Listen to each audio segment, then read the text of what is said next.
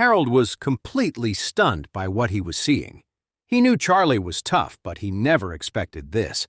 The bodyguards, armed with knives, were no match for Charlie at all. Seeing the murderous look on Charlie's face, Harold's legs started to shake. Coming here to take the villa had been Mrs. Wilson's idea. Because he hated Charlie, he'd volunteered for the job, seeing it as the perfect chance to destroy him. But he never imagined Charlie would take down all the bodyguards without getting a single scratch. Is this guy even human? Charlie was already walking toward Harold, his face like ice. He was going to teach this punk a lesson and make him pay for it, painfully. Seeing Charlie coming for him, Harold's face went pale with fear. He blurted out, "You can't kill me! I'm from the Wilson family. If you even touch a hair on my head, the Wilson family will never let you get away with it." Charlie was cold and unmoved. He walked right up to Harold, grabbed him by the collar, and said icily, "The Wilson family means less than nothing to me." "Claire! Uncle, make him stop!" Harold pleaded with Claire and Jacob, all his earlier defiance gone. Claire said coldly, "You brought this on yourself. You deserve it." Jacob looked from Claire to Harold, completely torn. He had to admit he was completely disappointed with the Wilson family. Harold was his nephew, but Harold didn't care one bit about family, so why should he? But the Wilson family still had power. If Charlie actually killed Harold, the family would come after him with a vengeance. Thinking of this, Jacob said helplessly, "Charlie, just teach him a lesson." Charlie thought for a second, then gave a cold nod and slammed Harold to the ground. Gravel dug into his face, and blood started to flow freely. "I'll let you live," Charlie said, "but you've pissed me off.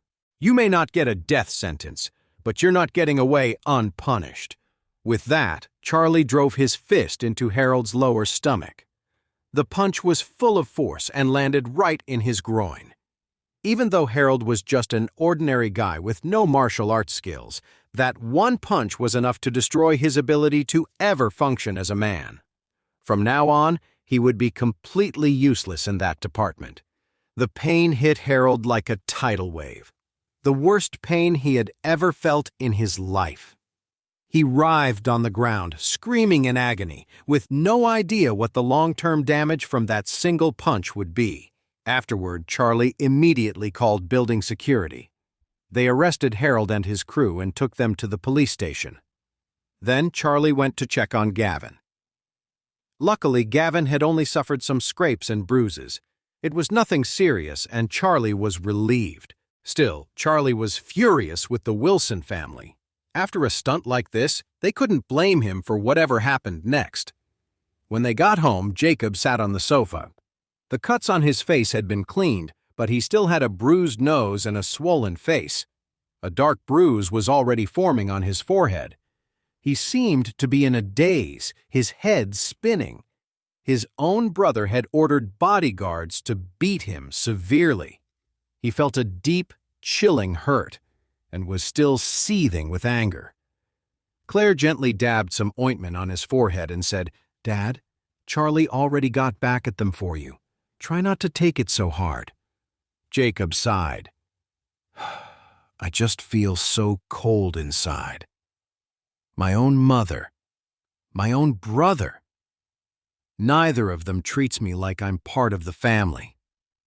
Then Jacob added, "Claire, now that they've kicked you out of the Wilson group, what are your plans?" Claire said, "A plan? I guess I'll just start looking for a job." Seeing this, Charlie didn't say anything. He just walked out to the balcony and called Salman White. The second Salman answered, Charlie asked him, "Your nephew Gerald, is he still engaged to Wendy?" "Yes," Salman said quickly. "Mr. Wade, do you have any instructions for me?" Charlie's voice was cold. "I've cut ties with the Wilson family. If your White family stays connected to them through marriage, I won't be happy about it. And if any problems come up because of it, don't blame me for being harsh."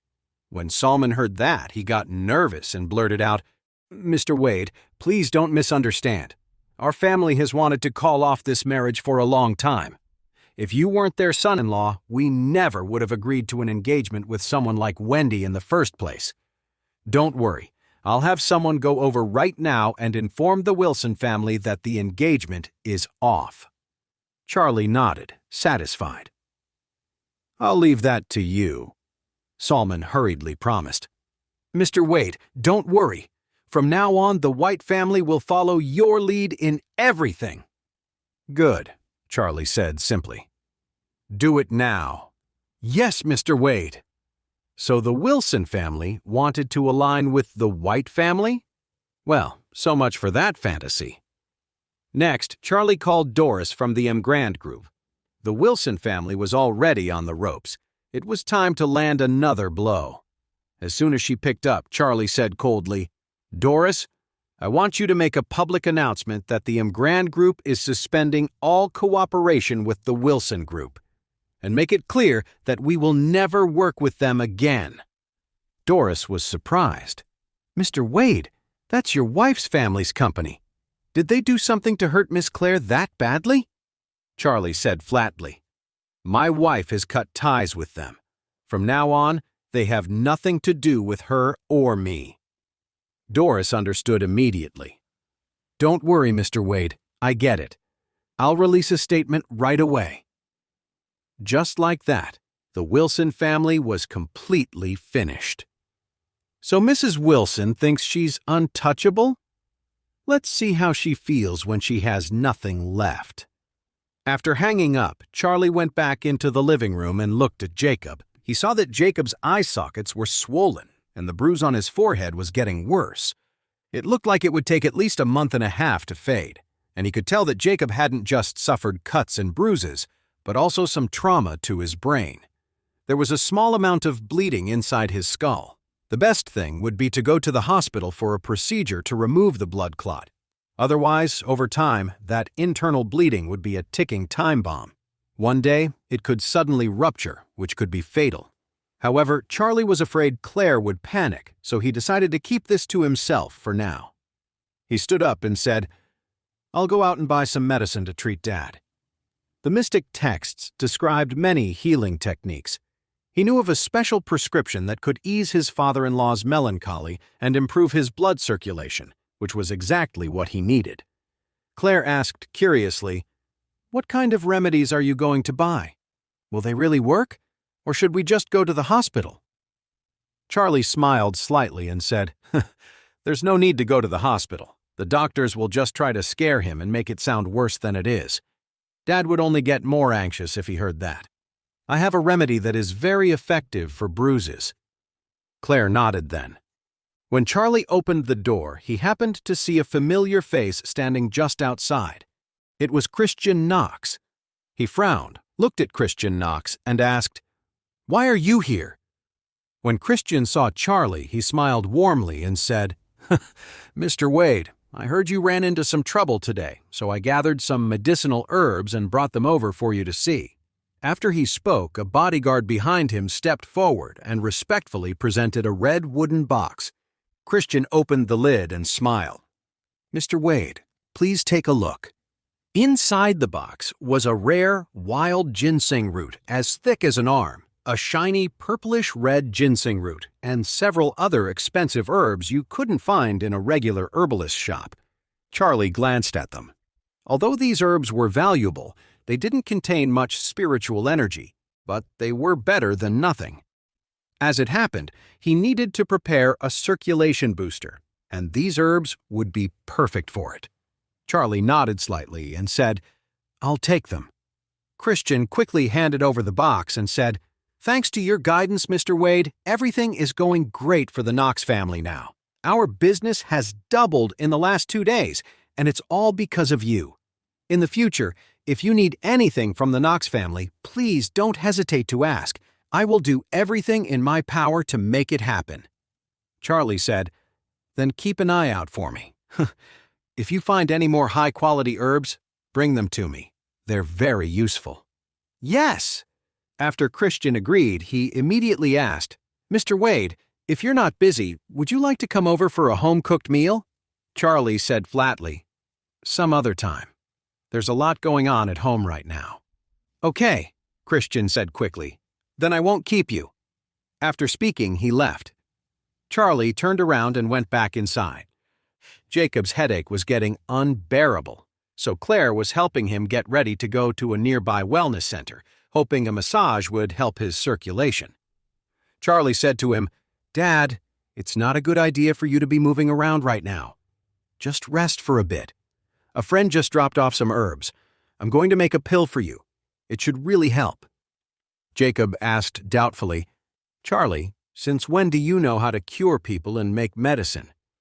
Charlie said, "I learned a little bit a while ago." He could hardly tell him that he'd read the mystic texts and knew of a special pill. It was a lost herbal remedy. It could not only clear blood clots in the brain, but it also had a miraculous effect on serious brain conditions like strokes. If he made that pill, it would definitely cure Jacob. But Jacob was a little worried. He said awkwardly, "Charlie, it's not that your dad doesn't believe you. You're good at fighting, sure, but you can't learn how to treat people and save lives just by watching TV." He coughed twice and said, "Look, just let Claire take me to the hospital." Charlie smiled slightly and said, "Okay, if you don't trust me, you can go to the hospital and give that a try first. If it works, that's great." Jacob said quickly, "It's not that I don't trust you. It's just, it really hurts right now. I'm just going to go see a doctor first." After he said that, he turned to Claire. "Claire, let's go." Claire nodded, helped Jacob to his feet, and they left. Charlie walked into the kitchen and started preparing the remedy. According to the mystic texts, this medicine was incredibly effective. Jacob only had some minor bleeding in his brain. To make the remedy, Charlie left out a few of the herbs before he began.